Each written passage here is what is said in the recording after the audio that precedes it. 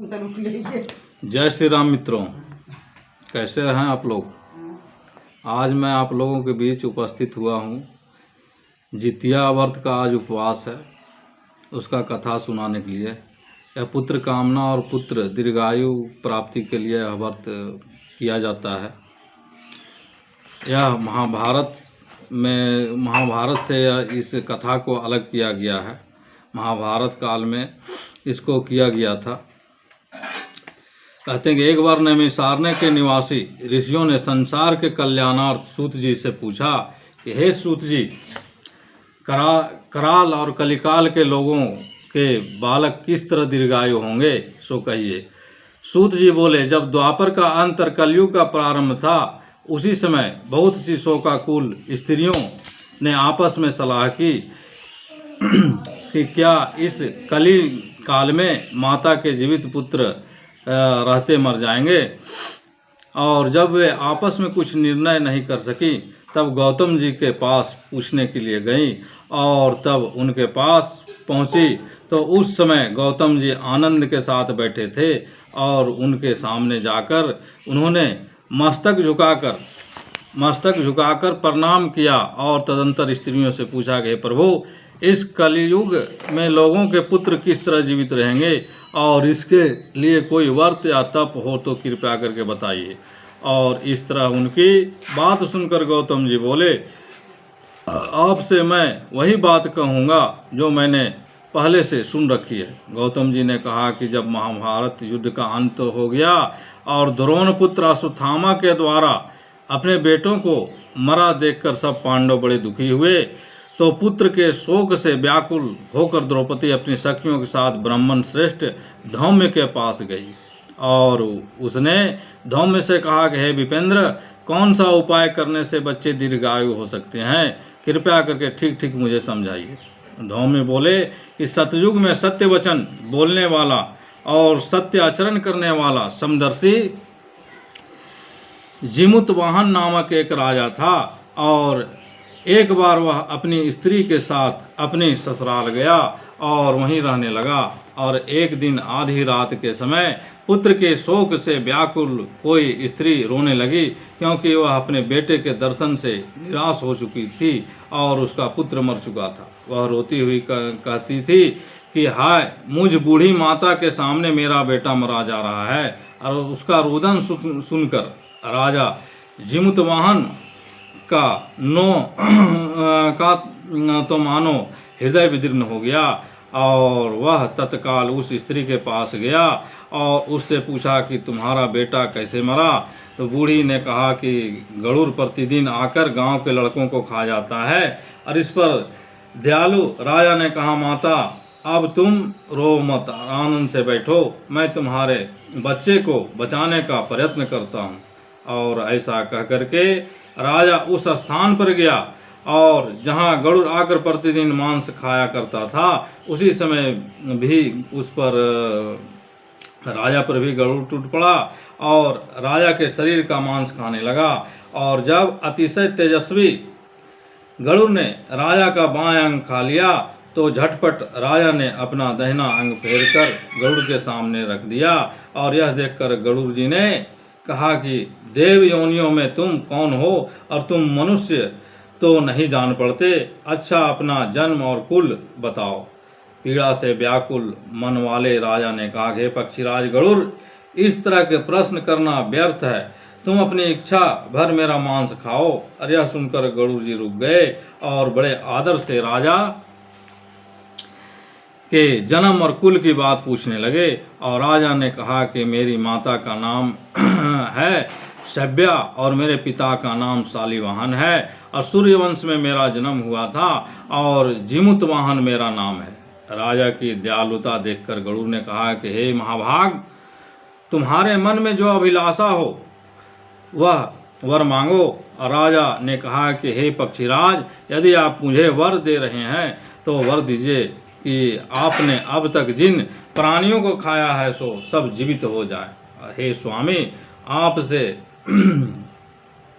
अब से आप यहाँ बालकों को ना खाएं, और ऐसा उपाय करें कि यहाँ जो उत्पन्न हो वह लोग बहुत दिनों तक जीवित रहें। धौम्य ने कहा कि पक्षीराज गरुड़ राजा को वरदान देकर स्वयं अमृत के लिए नागलोक चले गए और वहाँ से अमृत ला करके उन्होंने उन मरे मनुष्यों की हड्डी पर बरसाया और ऐसा करने से सब लोग जीवित हो गए और जिनको कि पहले गरुड़ ने खाया था, राजा के त्याग और गरुड़ की कृपा से वहाँ रहने वालों का बहुत कष्ट दूर हो गया और उस समय राजा के शरीर की शोभा दुगनी हो गई थी।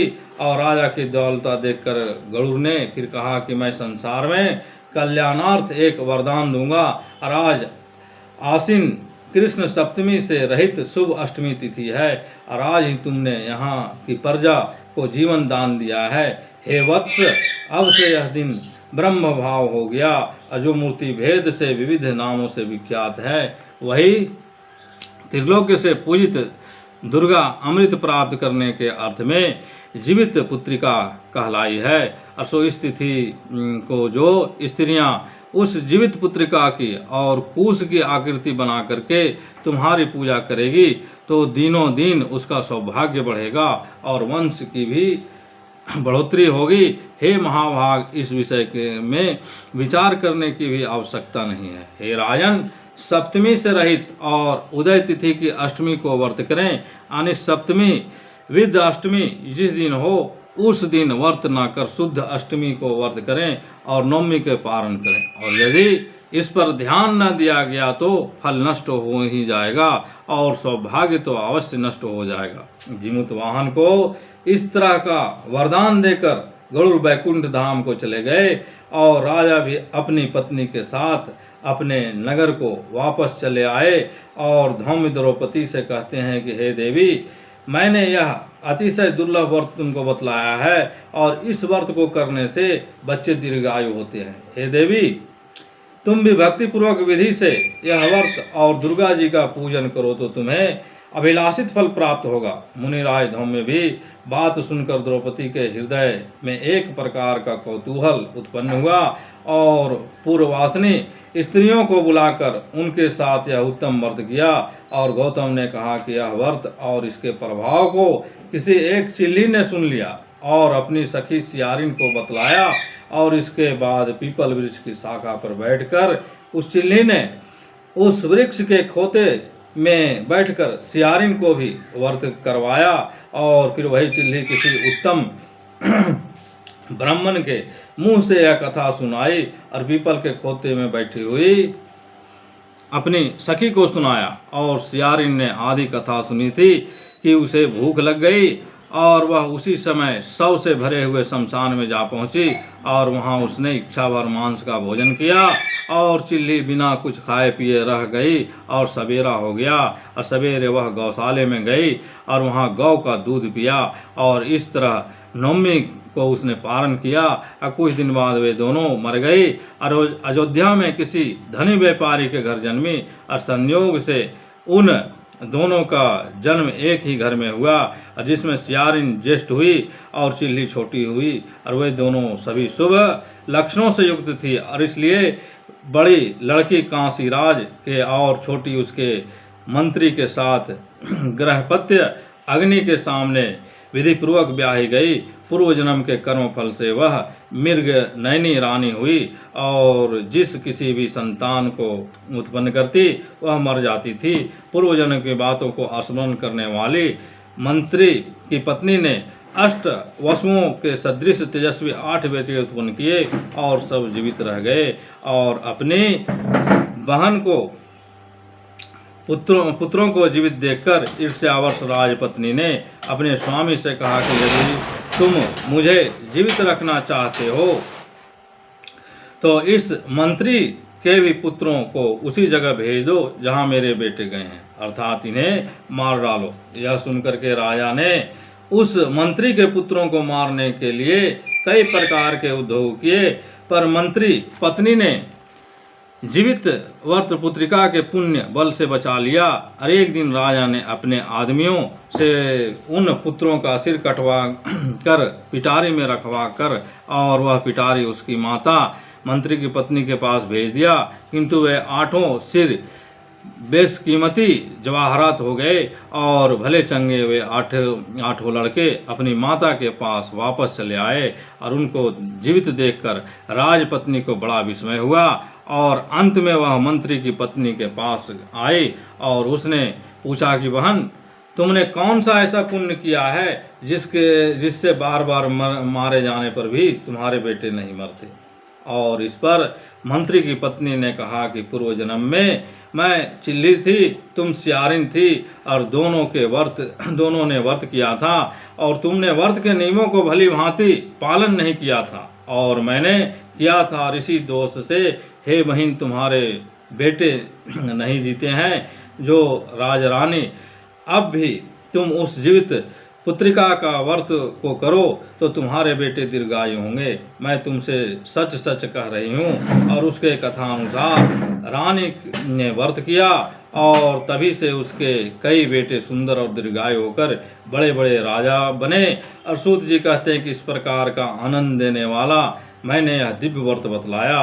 स्त्रियां चिरंजीवी संतान चाहती हों तो विधि पूर्वक यह व्रत करें और इस कथा को सुनने और सुनाने वाला दोनों वैकुंठ धाम का निवासी हो जाता। प्रेम से बोलिए श्री कृष्णचंद्र भगवान की जय, श्री गरुड़ जी महाराज की जय, सभी देवता देवी की